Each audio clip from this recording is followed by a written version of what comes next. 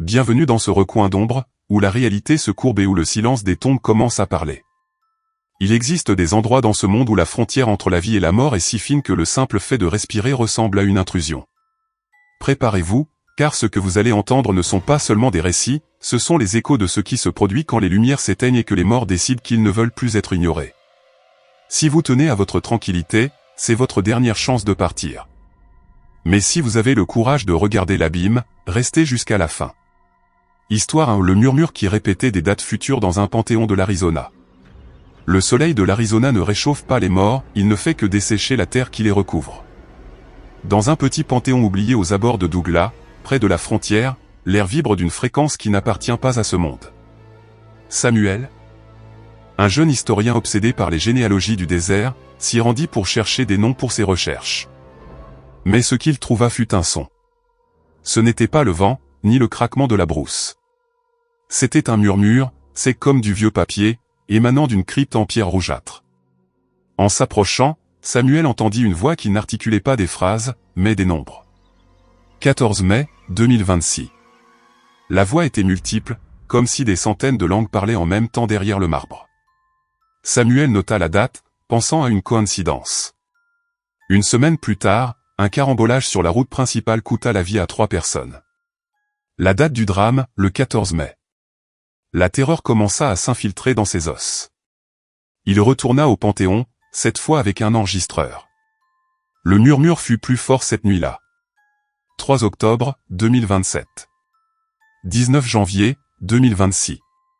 Chaque date était une sentence. Samuel commença à enquêter sur les résidents du village. Il découvrit que, des décennies plus tôt, un fossoyeur aveugle avait été enterré vivant par erreur dans cette même zone. On disait qu'avant de mourir, ses cris s'étaient transformés en prédictions. Samuel, consumé par une curiosité morbide, passa une nuit entière collé à la crypte, espérant entendre son propre nom. Le murmure s'arrêta. Il y eut un silence sépulcral qui sembla figer le temps. Puis, la voix, claire et glaciale, prononça une date, le lendemain. Samuel ne sortit pas de chez lui, verrouilla toutes les portes, mais le destin ne connaît pas de verrou. À minuit, une panne électrique provoqua un incendie silencieux.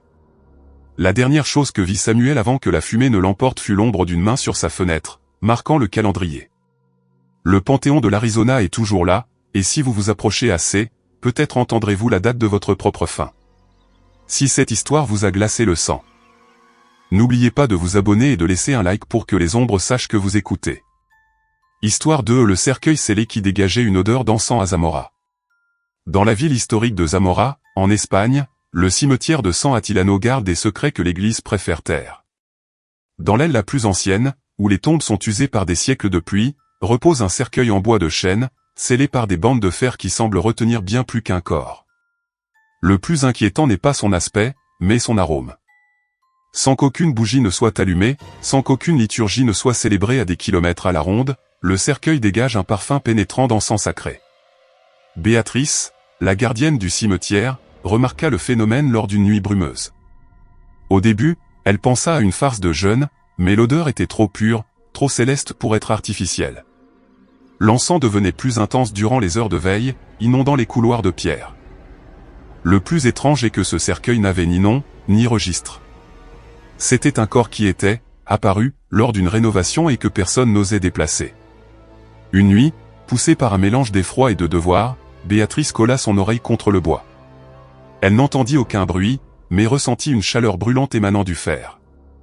L'encens commença à devenir étouffant, changeant son odeur douce pour quelque chose rappelant la chair brûlée mêlée à des fleurs mortes.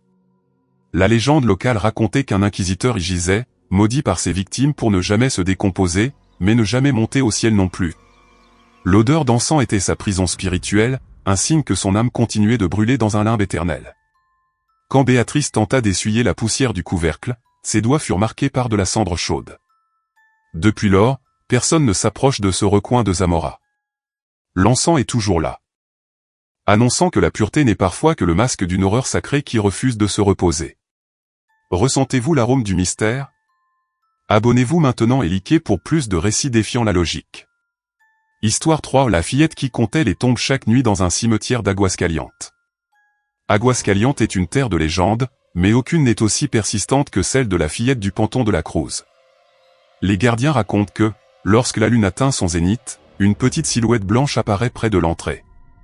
Elle ne court pas, ne crie pas. Elle marche simplement avec lenteur, désignant chaque pierre tombale d'un doigt pâle.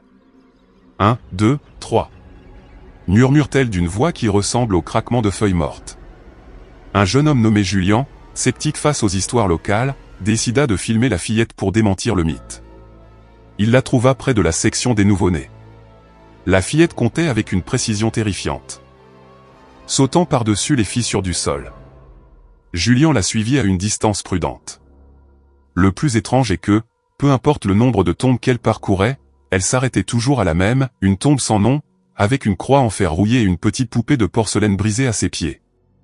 En arrivant à cette tombe, la fillette s'arrêtait toujours de compter. Elle se tournait vers l'obscurité, affichait un sourire révélant des rangées de dents trop pointues pour un humain, et disparaissait dans l'air en laissant une trace de givre. Julien, intrigué, fouilla les archives du cimetière. Il découvrit qu'il y a 100 ans, une enfant avait été oubliée lors d'un enterrement massif pendant une épidémie. Son corps n'avait jamais été enregistré, et elle continuait de compter les tombes pour trouver la sienne parmi la multitude de morts. Cette nuit-là, Julien rentra chez lui et entendit un murmure sous son lit, 10542, tu es le prochain.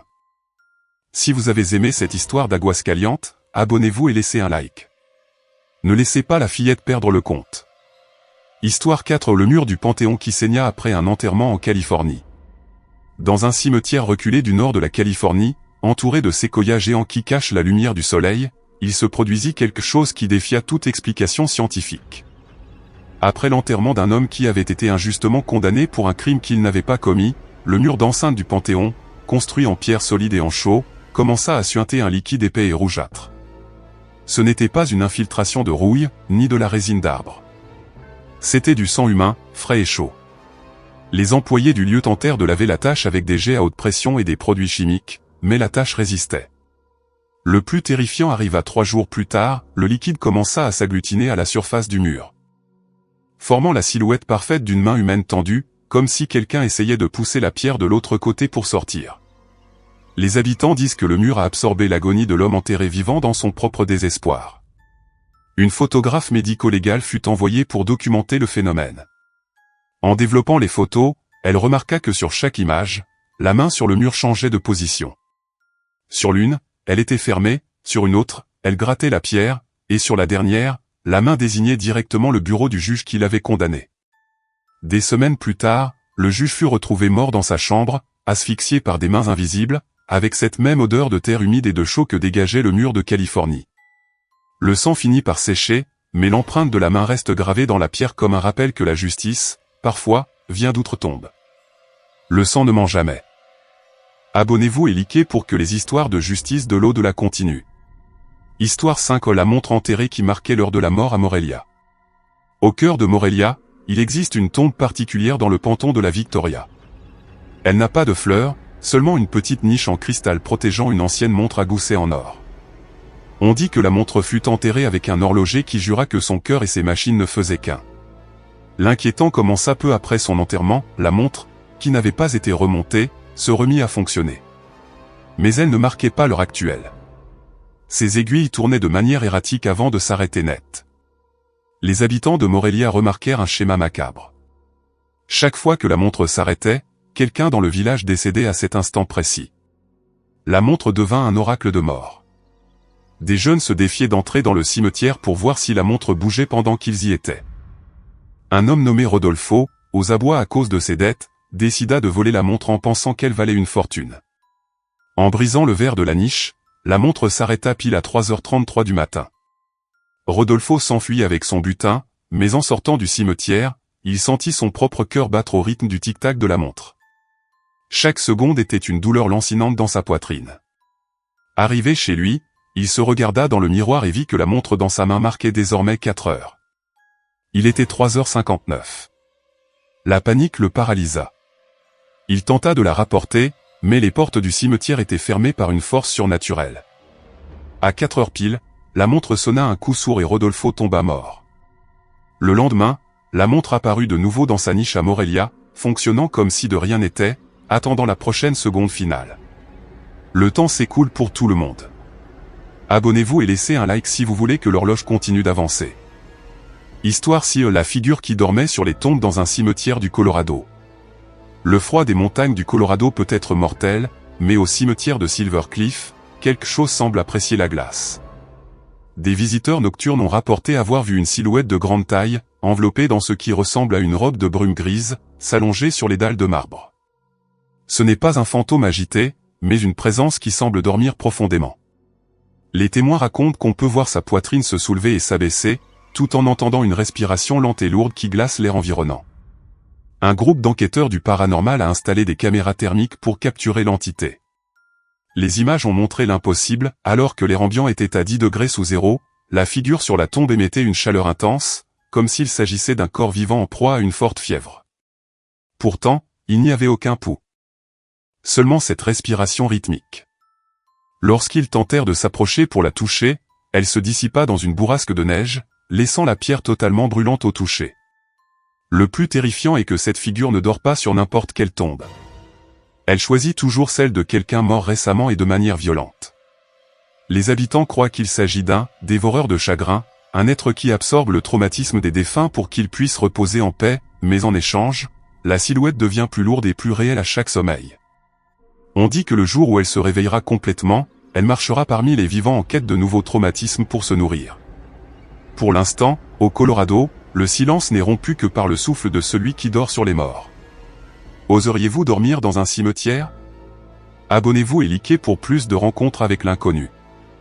Histoire 7 le cercueil qui apparut vide après les funérailles à Cadix.